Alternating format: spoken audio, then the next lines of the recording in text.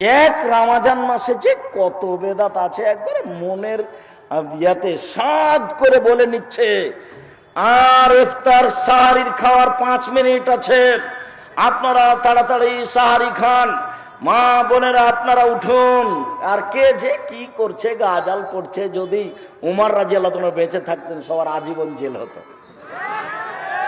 উমর রাদিয়াল্লাহু তাআলা বেঁচে না থাকার কারণে সবাই পাপ করার সুযোগ পেয়েছে, মুখ খুলতে পাবে না, শুধু আজান, শুধু আজান। কোরআন মাজিদ পড়তে পাবে না, গাজাল পড়তে পাবে না, বলতে পাবে না।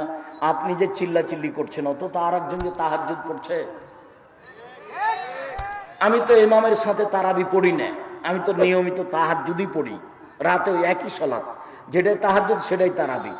তা আপনি যে চিল্লাচিল্লি করছেন, তা আমার সালাতের কি হলো? কে আপনাকে চিল্লাচিল্লির অনুমতি দিল? আপনার হুজুরও বেদাতি, আপনিও বেদাতি। পুরো রমজানটা বেদাত দিয়ে ঘেরে রেখেছেন। কিসের ইবাদত খামাখা? আপনার খাওয়ার না খাওয়া দুটাই সমান। আপনি ছিলেন রোজা, সিয়াম ছিলেন না। সিয়াম মানে বিরত থাকা, রোজা মানে উপবাস থাকা। 16 আনায় মিছে জীবনটা আপনার, 16 আনায় মিছে।